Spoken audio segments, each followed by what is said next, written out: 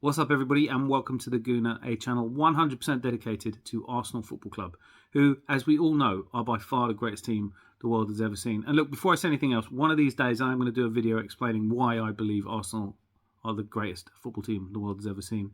But it isn't conditional on results. Today's result certainly was not the result of the world's greatest football team. We were 2-0 up away to West Ham, who are struggling against relegation this season, and we weren't able to hold on. It is a truly disappointing performance. If last week's capitulation, if you want to call it that, if surrendering a 2-0 lead to Liverpool away in front of their fans, Anfield, one of the most hostile and difficult places to get any kind of result for us, is disappointing, well, then doing it at the London Stadium is really hard to take. But it did happen.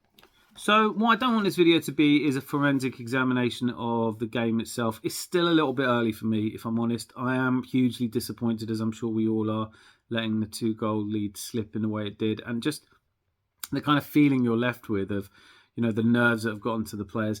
What I'd rather do is challenge some of the received wisdom at the moment, the sort of general consensus view, and what this means in terms of our title charge. Clearly, it would have been better to have an extra 2 points. And the cliche at the moment is, it is still in our hands, and it is. And that's an important thing to remember with only 7 games to go, because as Arsenal fans, we have not experienced a title charge this late into the season for as long as I can remember. So I'm tempering my huge disappointment at today's result with the massive achievement that this season is. And I want to sort of bring some context around that. First and foremost, the most important and laziest notion that I want to challenge is that Man City will win all of the remaining games. They're currently on 70 points. They, of course, will beat us at the Etihad comfortably. They'll probably win every game from here to the end of the season 3 or 4-0. And if they do that, that'll represent a 14-game winning streak. And I don't think it's out of order for me to say this. If a team is able to win 14 straight games in a row, to lose only 4 times all season, to rack up the kind of goals scored that they would rack up if that is true, they are champions. They are a team that has won 4 out of the last Premier Leagues. They have some of the best players ever to grace the Premiership, and arguably the most successful manager in history, and arguably the world's best manager, well funded by Qatari. Look, this is no reason for us to be disappointed that we're not beating them. This is very much, for me, like the Rocky IV. And if you haven't seen it, yeah, you should see it. Rocky training on his own, using logs in the Siberian winter, whilst Ivan Drago is in a purpose-built gymnasium with every piece of technical equipment and all the resources he needs. We are absolutely the underdog, and the romance here is if we were somehow to pull it off.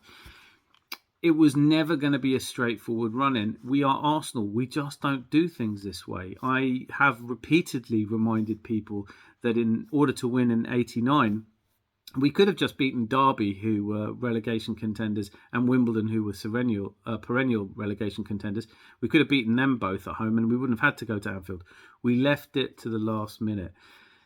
This is not me saying I definitely think we're going to win at the Etihad, but it's not the most implausible thing about this season.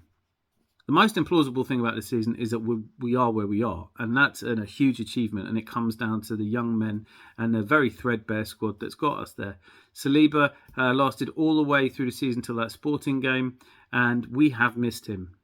Rob Holding has been an able deputy, and I don't think he was at fault particularly today, but there is a lack of calmness in our defensive play at the moment, and I'm going to get to that anyway. But this idea that Man City are going to finish on 94 points, for me, just seems lazy. It seems like anyone can look at their fixture lists and decide that there's literally no way on earth that they could lose any of their away games. Brighton's one of their away games. Brentford's one of their away games. Fulham is one of their away games. Certainly when we went to play at Fulham, a lot of people were forecasting, Fulham are no mugs. They had a fantastic result yesterday. I'm not necessarily saying I think that Man City are going to lose a game this season, but my gut feel And whilst I can't necessarily point at where this is going to happen, it's always going to be a surprise when it happens. But I do think that they will drop 4 points between now and the end of the season. My theory is that they're going to finish on 90 points, which for us means we have to finish on 91 points because goal difference is not going to go for us this season. At 2-0 up today, I honestly thought maybe we could finish 5-0 and start to eat into that goal difference. But the fact that we weren't able to improve our goal difference today, I think just pretty much cements the fact that we are not going to win this title on goal difference. So we do have to finish, in my view, on 91 points, which is 17 points from where we are now. 17 points from 7 games means we can also drop 4. Now, given that we do have to go to St James Park and Aston Villa absolutely obliterated them, but I think it's going to be a different performance against us at home. We do still host Chelsea. We do host Brighton.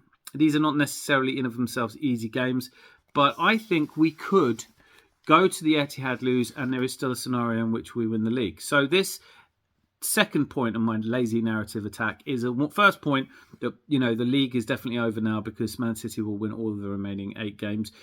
I don't believe that. I think if you really believe that, you should go and put a tenner on it in a local bookie because you'll get pretty seriously good odds on that. My second challenge, therefore, is that, if we lose at the Etihad, it's all over. This is just a numbers game.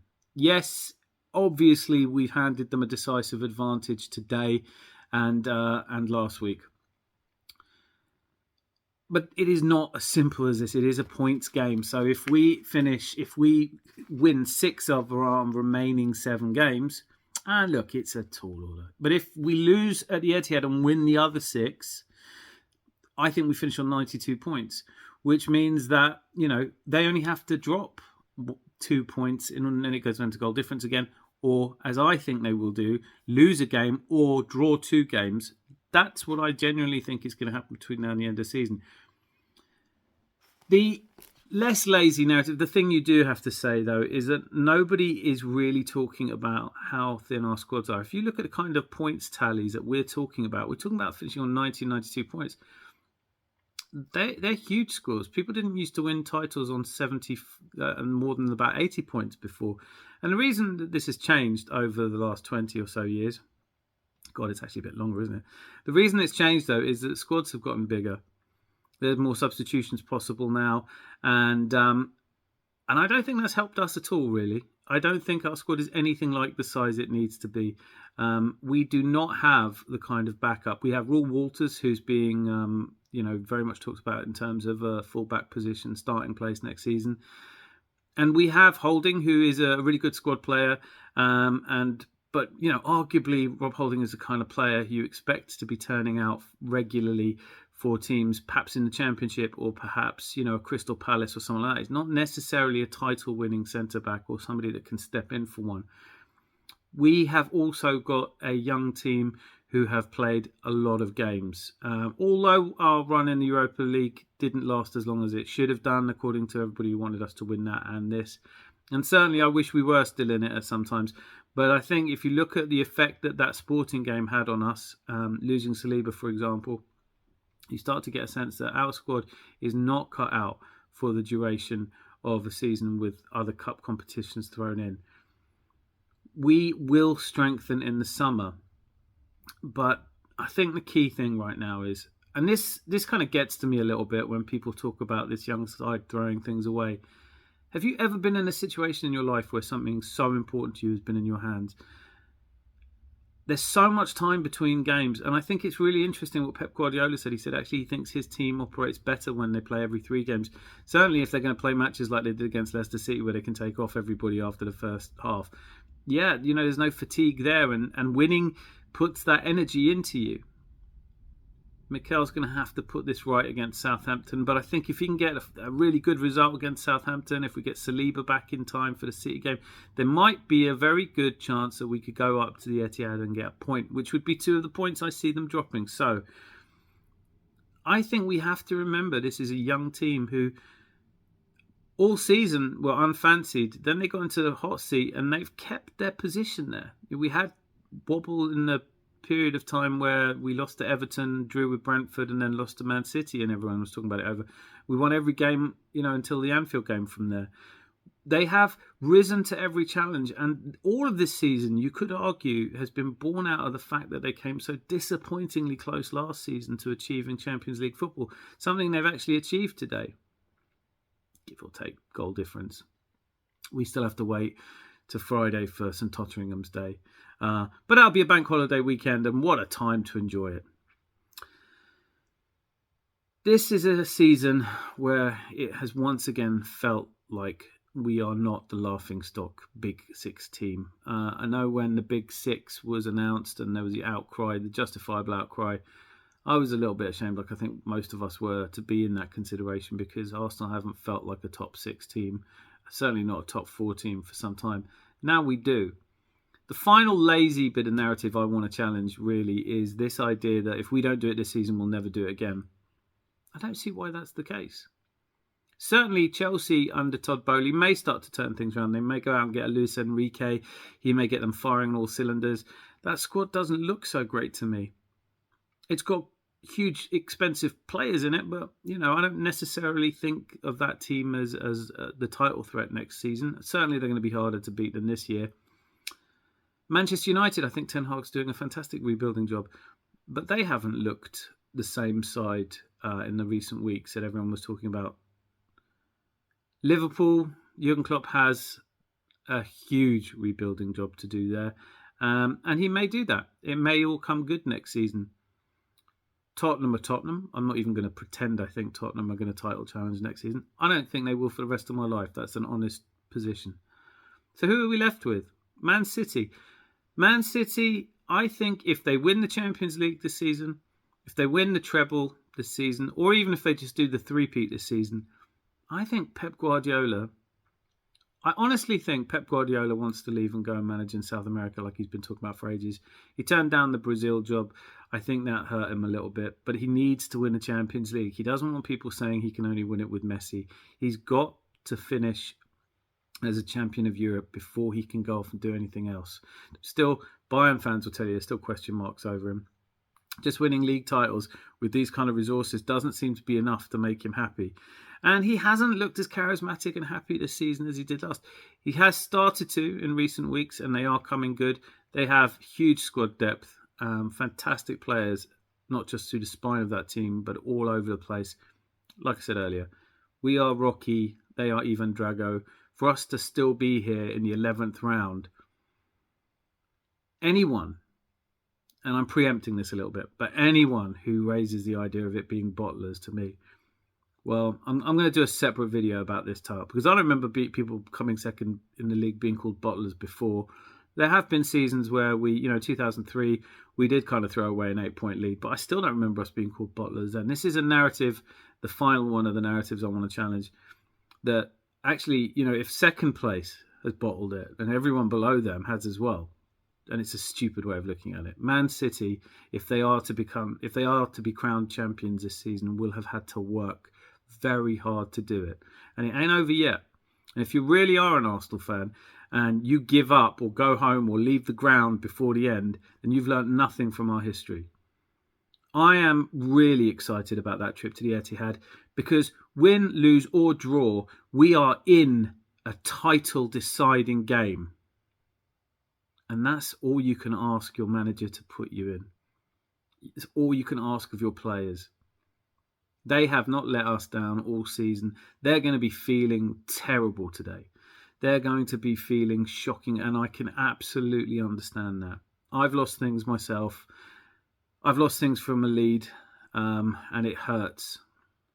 But there are two types of people. And ultimately, champions are not those that always win. They're the ones that know how to deal with it when they don't. Fall 6 times, rise 7. That's the difference. I think not qualifying for Europe last season or the Champions League last season was part of the reason that we got together so well focused in pre-season. And I think not winning this season, we'll go into the next season as not far off the favourites, whatever happens. And I think with a few intelligent purchases, we don't have a massive rebuild to do, but we do as fans have so much to be proud of this season, and no reason to let our heads drop, and no reason to start saying that we've thrown it all away with 7 games to go. So let's not do that. Anyway, if you're a fan from another team that's just tuned in to see if you can see me losing my temper or whatever, yeah, good luck with that.